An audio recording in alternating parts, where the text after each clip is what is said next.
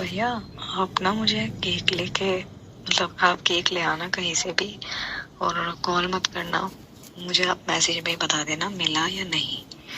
और लाने के बाद ना आप हमारे रूम पे आ जाना और बोलना मेरा ये सामान है, इसे रख लो, मैं कल सुबह ले लूंगा। बस आपको इतना कर। अभी जो आपने ऑडियो सुना, उस ऑडियो में जो आवाज है वो आवाज है मुस्कान की। मुस्कान जिसने अपने पति का कत्ल कर दिया। सोचिए, अंधेरी रात, एक वीरान सड़क और एक गहरी साजिश। मेरठ के इस दिल दहला देने वाले हत्याकांड की कहानी किसी रहस्यमय फिल्म से कम नहीं। प्यार, धोखा, लालच और खूनी साजिश का एक ऐसा खेल जिसने एक मासूम इंसान की जान ले ली। सौरभ और मुस्कान की प्रेम कहानी, जो एक वक्त में प्यार की मिसाल मानी जाती थी, अब एक खौफनाक हत्याकांड में बदल चुकी थी। क्या ये महज इत्तेफाक था या फिर पहले से रची गई एक खौफनाक साजिश? सब कुछ तब शुरू हुआ जब सौरभ और मुस्कान पहली बार मिले। पहले दोस्ती हुई, दोस्ती प्यार में तब्दील हुई। इन दोनों को भी एहसास नहीं हुआ कि इनका प्यार इतना आगे बढ़ चुका है। घर वालों की मनाही के बावजूद दोनों ने एक दूसरे के साथ शादी करने की ठानी और आखिरकार दोनों अपने प्यार के शादी वाले बंधन में बंधे भी। लेकिन ये शादी जितनी परियों की कहानी जैसी लग रही थी, उतनी ही अंधेरे रहस्यों से भरी हुई थी।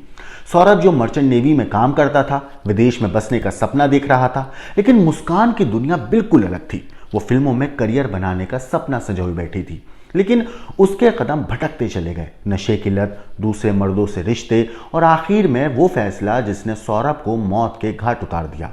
सौरभ की मौत के बाद जो साजिशें सामने आई, जो कहानी सामने आई, वो किसी को भी हैरान कर दे।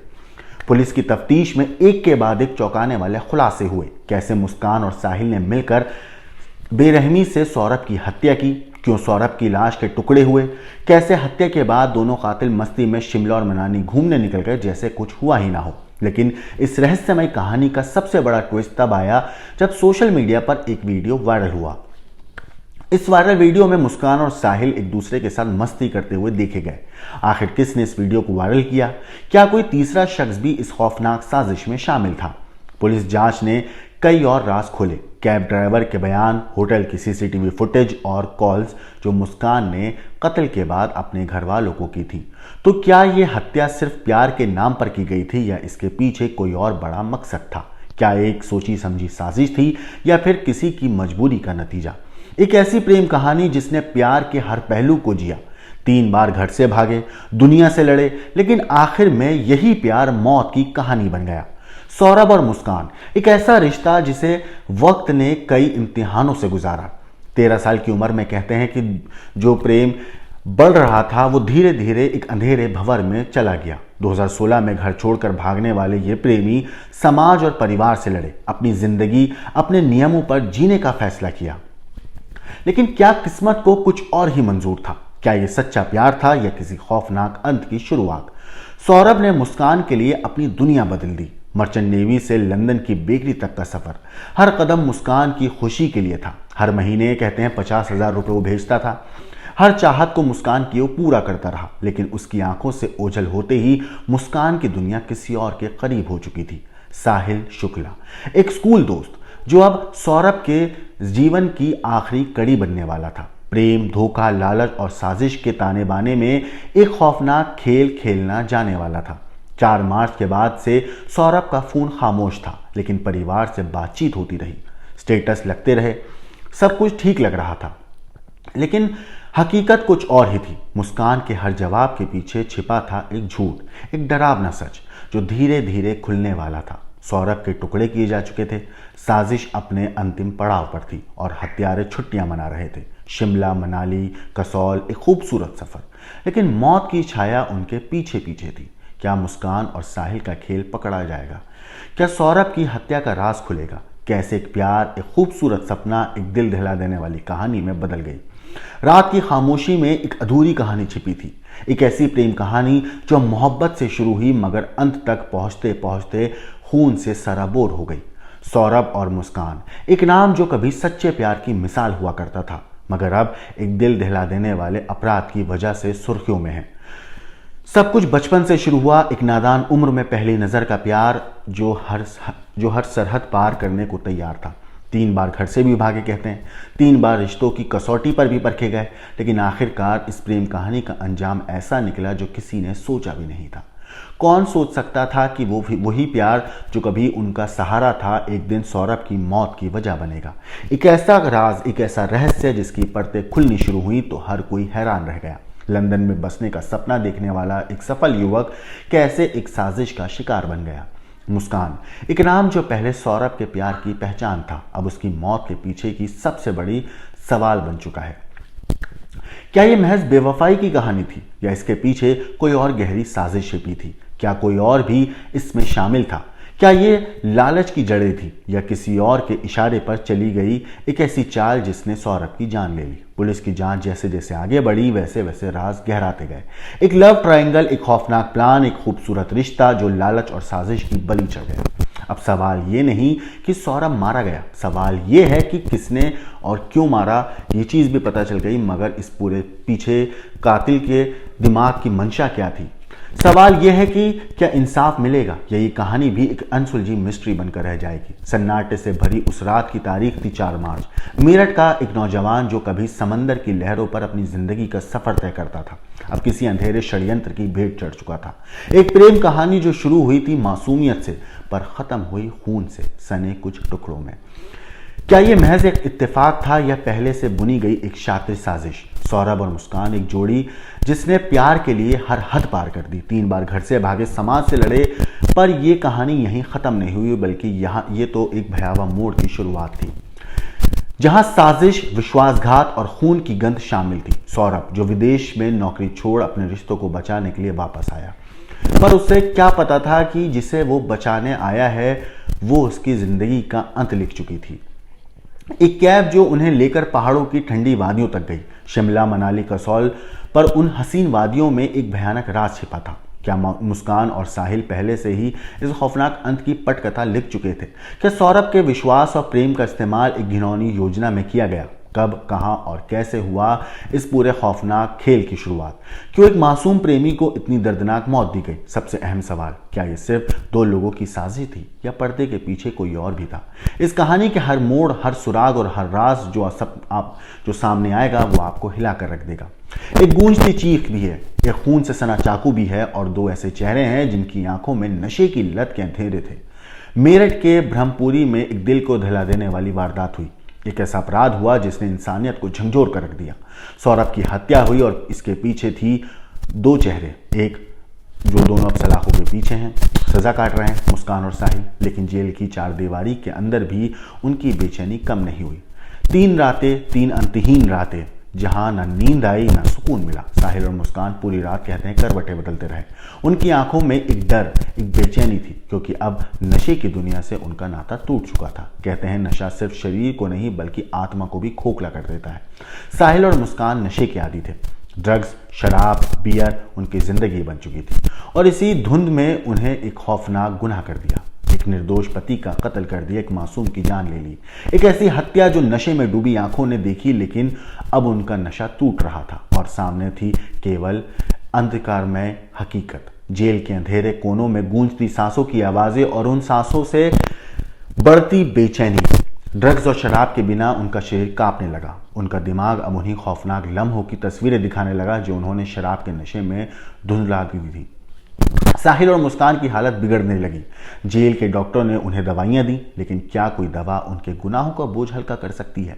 क्या जेल की 4 दीवारी उनकी आत्मा पर लगे खून के धब्बे मिटा सकती है? इस बीच सौरभ के परिवार की चीखें अब भी हवाओं में गूंज रही हैं। उनके आंसू अब भी नहीं रुके हैं और वो इंसाफ के लिए दर दर भटक रहे थे। नेताओं के वादे, पुलिस की कार्रवाई, लेकिन क्या ये सब निर्दोष जान की कीमत चुका सकेंगे? ये सिर्फ एक हत्या नहीं, ये एक चेतावनी थी, एक सवाल था जो हम सभी से पूछा जा रहा है। नशे का अंत कब होगा और कितने सौरभों की जान इस अंधेरे में समा जाएगी? इस वीडियो में हम आपको बताएंगे सौरभ की उस आखिरी रात का पूरा सच, जब उसने अपनी मौत को अपनी ही आंखों से करीब आते हुए देखा होगा। और साथ ही बात करेंगे सौरभ की पोस्टमार्टम रिपोर्ट के बारे में कि उस पोस्टमार्टम रिपोर्ट में आखिर लिखा क्या गया है। नमस्कार दोस्तों, मेरा नाम है मोहम्मद आसिम और आप देख रहे हैं क्राइम तक। सौरभ राजपूत, उम्र 29 साल और उसकी पत्नी मुस्कान रस्तोगी, उम्र 27 साल। इन दोनों के रिश्ते में इतनी कड़वाहट आ गई कि मुस्कान रस्तोगी ने जिंदगी का सबसे कठोर फैसला किया। एक बॉयफ्रेंड के लिए अपने पति को काट डाला। आरोपों के मुताबिक मुस्कान ने बड़ी बेरहमी से अपने पति को मारा, पति के शरीर के टुकड़े टुकड़े किए। ये सुनकर किसी के भी रोंगटे खड़े हो जाएं, लेकिन ये 100% सच है। ये खुलासा पोस्टमार्टम रिपोर्ट के हवाले से हुआ है। आखिर उस रिपोर्ट में क्या लिखा गया है, ऐसा क्या है, तो आपको बता दूं कि उस रिपोर्ट की डिटेल ऐसी है जिसे सुनकर आप भी हैरान हो जाएंगे। डॉक्टर ने कहा है कि सौरभ राजपूत की मौत की वजह गंभीर चोट और फिर शरीर से खून गिरना है, लेकिन सवाल ये है कि आखिर ये हुआ कैसे। सौरभ राजपूत के हत्यारों ने ऐसे कहां वार किया कि उसकी जान चली गई। मुस्कान और साहिल की हैवानियत का पोस्टमार्टम हो रहा है। सौरभ के शव की जो पोस्टमार्टम रिपोर्ट आई है वो बता रही है कि कितनी बेरहमी से इस वारदात को अंजाम दिया गया।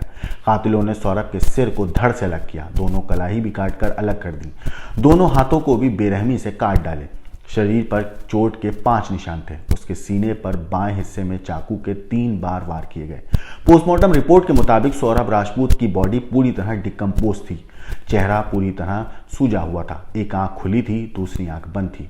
शव पूरी तरह सीमेंट में लिपटा हुआ था।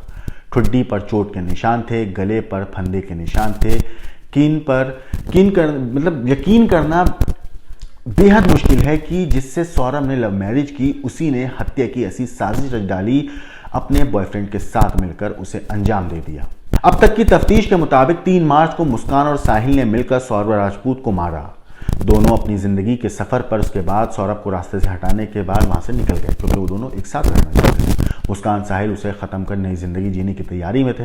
दोनों का 2019 से अवैध संबंध था और अब उस अवैध रिश्ते को वैध बनाने के लिए सौरभ का मर्डर करना पड़ा। दोनों को मिलकर हैवानियत की हदें पार करनी पड़ी। हत्या के बाद दोनों आरोपी मुस्कान और साहिल गिरफ्तार तो हो चुके हैं, अभी वो न्यायिक हिरासत में है, लेकिन जिस तरह से वारदात को अंजाम दिया गया उसे देखते हुए साफ है कि कई खुलासे होने अभी बाकी हैं। अब आप ये वीडियो देखिए। ये वीडियो 28 मार्च का है। 28 मार्च को सौरभ और मुस्कान की 6 साल की बेटी का बर्थडे था। इस वीडियो को देखकर कहीं से भी अंदाजा नहीं लगाया जा सकता कि ठीक 3 दिन बाद मुस्कान अपने प्रेमी के साथ मिलकर उसी सौरभ के सीने में खंजर उतारने वाली है, जिसके साथ वो डांस कर रही है। साथ ही साथ अब आप दूसरी तरफ मुस्कान की साजिश से बेखबर सौरभ की ये वीडियो भी देखिए कि कितना वो मगन है। इस बर्थडे पार्टी से ठीक 3 दिन के बाद 3 मार्च की रात इसी घर में सौरभ का कत्ल हो जाता है। ये दूसरा वीडियो है, ये 14 मार्च का वीडियो है। इस वीडियो में साहिल और मुस्कान होली खेलते हुए नजर आ रहे हैं। हालांकि होली से ठीक 10 दिन पहले दोनों खून से सनी होली खेल चुके थे। रंगों की ये होली जब ये दोनों खेल रहे थे तब इन्हें पता था कि सौरभ की लाश एक ड्रम में घर के कमरे में पड़ी है, पर मुस्कान के चेहरे पर एक शिकन तक नहीं। इस रंगीन मुस्कान को देखकर क्या कोई अंदाजा लगा सकता है? ये तीसरी तस्वीर 14 मार्च यानी होली के 3 दिन पहले की है। 11 मार्च को साहिल का जन्मदिन था। इसी बर्थडे के मौके पर मुस्कान बड़े प्यार से उसे केक खिला रही है। ये साहिल का एक और वीडियो है। पता नहीं ये इस वक्त होश में है या नहीं, मगर इसके थिरकने में कोई कमी नहीं है। ये शायद किसी पार्टी या डांस फ्लोर की तस्वीर है। साहिल नाचे जा रहा है। ये मुस्कान की तस्वीर है अपने पति सौरभ के सीने में अपने हाथों से खंजर उतारने के बाद। ये उस वक्त मनाली की बर्फीली वादियों में है, ना चेहरे पर शिकन ना परेशानी, एक सैलानी की तरह वादियों में मजे ले रही है। जरा सोचिए, जब ये बर्फीली वादियों में अपने बेहतरीन वक्त गुजार रही थी तब पीछे इसके घर में इसके पति सौरभ की लाश ड्रम में बंद थी। ये मेरठ जेल के जेलर हैं। इन्हीं की जेल में इस वक्त साहिल और मुस्कान बंद है। इंतहा देखिए, जब दोनों को पहली बार इस जेल में लाया जाता है तब भी दोनों के सर से इश्क का भूत नहीं उतरता है। साहिल और मुस्कान दोनों ही इस बात पर अड़ गए कि दोनों को जेल में एक साथ ही सेल में बंद किया जाए। ये मेरठ के एक अंधविश्वासी प्रेमी का घर है। नाम है साहिल शुक्ला। इसकी मां को मरे कई बरसों बीत चुके हैं, पर साहिल स्नैपचैट पर आज भी अपनी मां से बात करता है। ये मुमकिन है? नहीं। साहिल की स्कूल टाइम की दोस्त और प्रेमिका इसे साहिल के बारे में जिसे पता था कि वो अपनी मुर्दा मां से अब भी बात करता है। साहिल को कंट्रोल में रखने के लिए इसने भी साहिल की मां के नाम से स्नैपचैट पर एक अकाउंट खोला और साहिल की मां बनकर साहिल से बातें करने लगी। तो कहानी तो आप समझ गए। अब कहानी की गहराई में जाने के लिए ज़रूरत है अंधविश्वासी प्रेमी साहिल के घर चलते हैं, उसका कमरा देखते हैं। उसके कमरे को देख कर आपको आसानी से समझ आ जाएगा कि एक अंधविश्वासी के दिमाग में क्या चलता है, वो क्या सोचता है, उसके आसपास की चीज़ें कैसी होती हैं। 10 बाई 10 का ये कमरा होगा। इस कमरे के दरवाजे से ही कमरे की कहानी शुरू हो जाती है। कमरे की तरफ कदम बढ़ते हैं। पहले कदम पर मौजूद इस दरवाजे से आप नज़र चुरा ही नहीं सकते। नमक स्वाद अनुसार, अगर औकात अनुसार। तो दरवाजे पर स्वागत इसी लाइन से होता है। अब दरवाजा खुल चुका है। कमरे में दाखिल होते ही सामने दीवार पर भगवान शिव की एक तस्वीर दिखाई देती है। ये तस्वीर भगवान शिव के आदि योगी अवतार की है। तमिलनाडु के कोयम्बटूर में मौजूद आदि योगी वही होते हैं जो योग साधना करना चाहते हैं, यानी शांति चाहते हैं। साहिल के कमरे में सोफे पर एक स्केच है। ये स्केच साहिल का है, जिसे उसने खुद बनाया। पहली नज़र में ही कमरे में बिखरे सामान को देखकर अंदाज़ा लग जाता है कि ये किसी बैचलर का कमरा है। कोई भी चीज़ तो अपनी जगह पर नहीं है। कमरे में 2 दरवाजे, 2 खिड़कियां हैं। खिड़कियां पर्दों से ढकी हुई हैं ताकि रोशनी कमरे में कम से कम आए। शायद साहिल को अंधेरा ज़्यादा पसंद था। अंदर एक कुर्सी, एक टेबल और एक सोफ़ा कम बेड रखा हुआ है। सोफे के ठीक ऊपर दीवार पर इस कमरे की सबसे अजीब चीज़ है। ये है सैटेनिक पिक्चर, यानी पैशाचिक तस्वीर। इस शैतानी तस्वीर के ठीक ऊपर ब्लैक मैजिक स्टार है, जिस पे 5/6 लिखा हुआ है। साथ ही कुछ जंजीरें हैं जो नीचे जाकर जुड़ रही हैं। इस तरह की तस्वीर अक्सर वही लोग लगाते हैं जो ब्लैक मैजिक यानी काला जादू में विश्वास रखते हैं। आगे दीवार पर 2 हाथ बने हैं। एक के हाथ में सिगरेट है, एक हाथ पर लिखा है, आप खुद पढ़ सकते हैं, यानी सिगरेट पियो और आगे पास कर दो। नीचे टेबल पर एस्ट्रे है जिसमें कई सिगरेट्स के बट्स पड़े हैं। टेबल पर सिगरेट, बीड़ी, लाइटर, माचिस पड़ी हुई है। आगे दीवार पर भगवान गणेश की एक छोटी सी आकृति बनी हुई है और साथ में ही भगवान शिव का एक और उनकी तस्वीर है। दीवार पर वही आदि योगी महादेव, ओम नमः शिवाय और बूम शंकर लिखा है। शिव जी की तस्वीर के साथ ही एक पेड़ भी है जिस पे ओम बना है। पेड़ से एक पिंजरा लटका है। कई पक्षी पेड़ पर हैं और इन सब के ठीक ऊपर साहिल अपनी माँ के साथ एक तस्वीर दोनों की टंगी है। दरवाजे के ठीक बगल में एक बोर्ड लगा है जिस पर लिखा है you can't trip with us, यानी आप हमसे उलझ नहीं सकते। वहां भी एक शैतानी तस्वीर बनी हुई है। कमरे में चांद से लटकता हुआ एक अजीब सा आकार का जानवर भी नजर आ रहा है। साहिल के इस कमरे को देखकर साफ समझ में आ रहा है कि वो तंत्र मंत्र, जादू टोना और इन सब चीज़ों पे विश्वास रखता था और नशे का आदी था। और तो और इसी कमरे का सच बाहर आने के बाद अब मेरठ पुलिस इस पहलू से भी मामले की जांच कर रही है कि सौरभ के कत्ल के पीछे धोखा और फरेब के साथ जादू टोने का भी एंगल तो नहीं गई। सौरभ के कत्ल से जुड़ी एक ऐसी चीज़ है जो इशारा करती है कि साहिल के अंधविश्वासी होने के वजह से कत्ल भी उसी तरीके से किया गया है। जैसे साहिल जब भी मुस्कान से सौरभ के मारने की बात करता तो हत्या का शब्द, कत्ल का शब्द इस्तेमाल नहीं करता था। वो यही कहता कि सौरभ का वध करना है। इतना ही नहीं, वो ये भी चाहता था कि ये वध उसके हाथों से ना हो बल्कि ये वध खुद मुस्कान करे, वो भी अपने हाथों से। शायद वो अंधविश्वास ही था कि साहिल ने मुस्कान के हाथ से 3 बार सौरभ के सीने में खंजर उतारा। इन 3 बार से ही सौरभ की मौत हो चुकी थी। फिर भी साहिल ने अपने हाथों से सौरभ का सिर काट कर उसे धड़ से अलग कर दिया। इतना ही नहीं, अमूमन लाश को किसी फ्रिज या बैग में ठूस कर रखा जाता है। कातिल जो रखते हैं हाथ पैर काट देते हैं ताकि लाश बैग या फ्रिज में आसानी से आ जाए, मगर यहाँ नहीं। मेरठ केस में तो साहिल सौरभ के हाथ नहीं काटता है बल्कि सिर्फ उसके दोनों हथेलियों को काटता है। हथेली काटने का मतलब अब तक पुलिस समझ नहीं पाई है। पुलिस के गले ये बात भी नहीं उतर पा रही है कि जब पूरी लाश इतने बड़े ड्रम में ही रखनी थी तो फिर सौरभ का सिर और हथेली काटने का क्या ज़रूरत थी। और तो और ये बात भी बेहद अटपटी सी लगती है सुनने में कि सौरभ के कत्ल के बाद धड़ तो साहिल ने मुस्कान के घर पर ही बैग में डालकर छोड़ दिया, जबकि उसका सिर और दोनों हथेली एक दूसरे बैग में रखकर देर रात अपने साथ अपने घर ले गया। हथेली और सिर अपने साथ ले जाने का क्या मकसद था? शुरुआती पूछताछ और तफ्तीश के मुताबिक साहिल शराब के अलावा गांजे का भी नशा करता था। माँ की मौत के बाद से वैसे ही वो सदमे में था और जिस तरह वो मुर्दा माँ से बातें करने की बात करता है, जो तरीका उसने सौरभ के कत्ल के लिए आजमाया, उससे साफ है कि अंधविश्वासी होने के साथ साथ टोना टोटका में भी वो यकीन करता था और इसका कमरा इसी बात की गवाही देता है। तो ये थी पूरी कहानी साहिल ने जिस तरीके से सौरभ का कत्ल किया मुस्कान के साथ मिलकर। ये थी मेरठ मर्डर केस की पूरी कहानी। इस पूरी स्टोरी के ऊपर आपकी जो कुछ राय है, आपको जो भी कहना है, हमें कमेंट करके जरूर बताइएगा। लेकिन देश और दुनिया की बाकी क्राइम की खबरों के लिए देखते रहिए क्राइम तक।